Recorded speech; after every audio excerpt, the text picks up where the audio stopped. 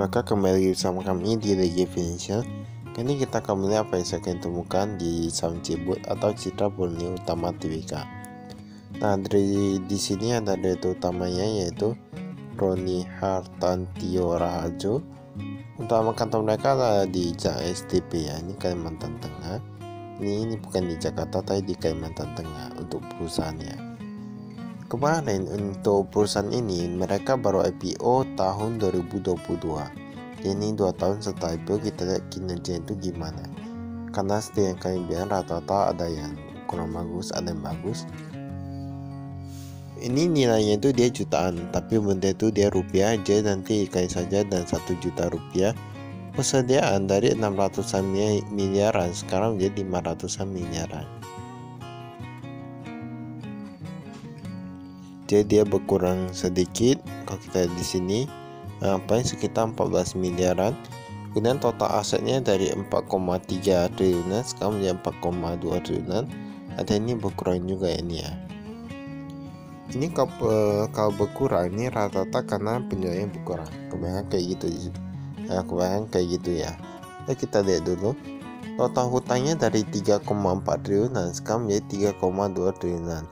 Nah, ini dia berkurang ya. Ini dia berkurang. Nah, ini cukup bagus, berkurang sekitar 2 triliunan.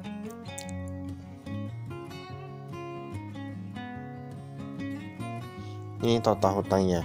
Total ekuitasnya ini dia meningkat sekitar 60 miliaran. Tapi kalau kita lihat total hutangnya masih lebih banyak daripada ekuitasnya. Maka itu tergolong cukup sangat banyak. Penjualannya dari 10 triliunan sekarang menjadi 9 triliunan. Ini sudah berkurang, bahan pokoknya dia berkurang.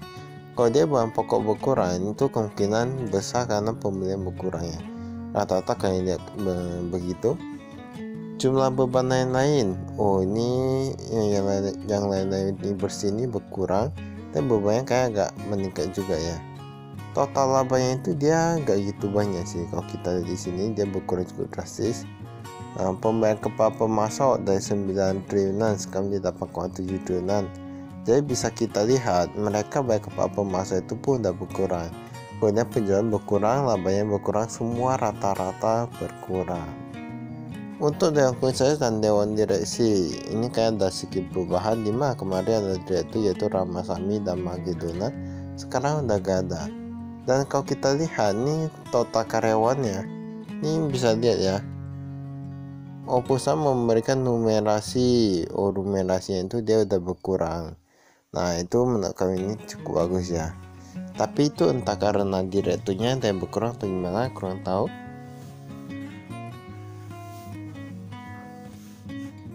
Itu tergantung manajemennya ya. Kecuali tadi kalau jumlah top manajemennya itu masih sama, gak ada berubah, dan numerasi itu berkurang, nah itu baru cukup oke ya. Kalau perusahaannya itu sedang menurun kinerjanya, seharusnya laba ataupun komisi untuk yang top management itu juga ikut berkurang. Tapi itu tergantung manajemen masing-masing sih. Kasnya ini kasih tangan 17 jutaan. Nah, perusahaan yang triliunan bahkan kasih tangan 17 jutaan.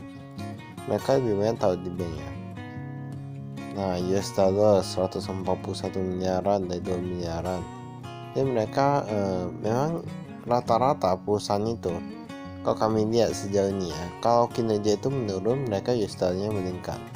Entah karena untuk dapat bunga, atau untuk dapat apa, kenaikan harganya, sisi harga atau gimana, nggak kurang tahu ya. Deposito berjangka ini yang pihak berasi. Nah, ini yang pihak berasi. Nah, ini bukan yang apa ya, bukan yang sendiri.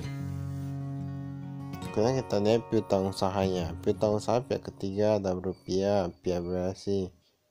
Kalau kita lihat di sini, ini rata-rata pihak berasi ini yang lebih banyak. Ini seharusnya ya, kalau piutang usahanya pihak berasi lebih banyak, kemungkinan besar maka penjualan itu lebih banyak ke pihak berasi. Karena sejalan, biasa penjualan itu yang menciptakan piutang usaha.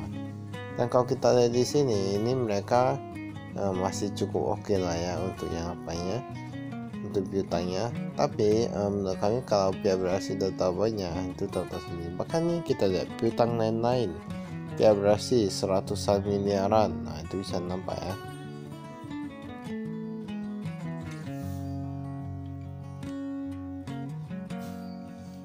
Nah bahkan yang lebih dari 3 bulan 166 miliaran. Ini yang pertanyaan lainnya, yang tadi pihak Brasi itu cukup banyak. Memang tidak bisa kita pungkiri bahwa kebanyakan perusahaan ada yang kayak gitu juga.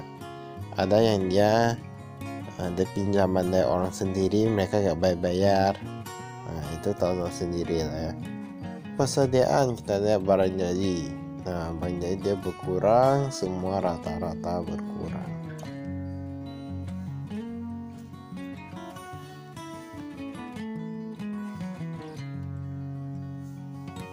Aset tetap bisa ada di sini.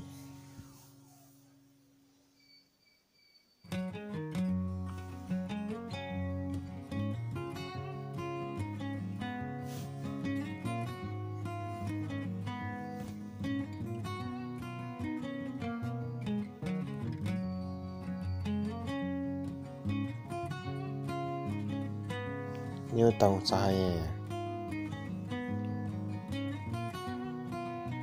Nah ini utang usahanya, nih cash flow-nya agak sedikit macet juga ya. Memang menurut kami ya, untuk yang perusahaan sawit kali ini memang kinerjanya agak kurang bagus ya, agak menurun. Tapi kita belum tahu nanti kedepannya itu gimana. Karena gimana ya mau kita bilang, ini umur utang kita lihat, bahkan cash flow ini kurang lancar ya.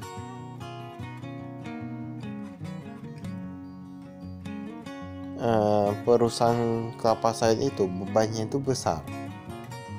Kalau kita di sini di beberapa perusahaan memang bebannya itu sangat besar, walaupun penjualan itu besar, tapi bebannya juga besar. Jadi labanya itu agak cukup sulit ya. Nah kecuali kalau perusahaan perdagangan atau apa itu mungkin cukup banyak, atau batu bara. Ini kita lihat pemegang sahamnya PT Sawit Sumber Masaran Tbk, lalu ada Maybank Singapura. Nah ini Maybank Singapura 15,91, yang lainnya 4%. Oh ternyata tahun lalu gak ada Maybank Singapura ya. Nah ini ada apa nih dengan Maybank Singapura? Mengapa saat ini ada kepemilikan di sini? Ini biasanya ya antara dua aja kalau ada banknya. Bank itu kemungkinan mereka berinvestasi. Yang kedua itu kemungkinan karena mereka ada yang hutang ke mereka gak bisa bayar, terpaksa jual ke kepemilikan saham. Nah jadi ada beberapa cara itu, ataupun ada orang lain punya kepentingan tertentu. Penjualan kita lihat. Nah ini palm oil ini apa? Ini kayak minyak kelapa sawit itu berkurang ya penjualannya. Ini semua rata-rata berkurang kalau kita di sini. Bahan pokok penjualan, pembelian bahan baku. Nah nampak kan pembelian bahan baku mereka berkurang, kita 600-an 500-an miliaran. Beban pokok penjualan ini ada pihak berelasi untuk masing-masing. Kalau pihak berelasi kan seharusnya orang-orang sendiri juga ya. Beban usaha biaya ekspor kita lihat penjualannya itu berapa. Ini biaya ekspor udah berapa? Biaya ekspor 976 miliaran dari 800-an miliaran, meningkat. Walaupun penjualannya menurun, biaya ekspor meningkat. Ini karena entah kenaikan tarif atau gimana. Nah seharusnya karena kenaikan tarif dan lain-lainnya. Karena masih gak mungkin ketika penjualannya turun biaya ekspornya mau meningkat. Beban keuangan dan penghasilan keuangan, memang penghasilan keuangannya meningkat, tapi bebannya pun ikut meningkat. Tapi kalau setidaknya kalau perusahaannya itu masih bisa mencetak keuntungan, masih kita anggap oke lah ya. Tapi kan kita lihat ini perusahaannya itu dia seberapa cepat dan apakah benar mereka mencetak keuntungan. Maka itu saya sekian, terima kasih.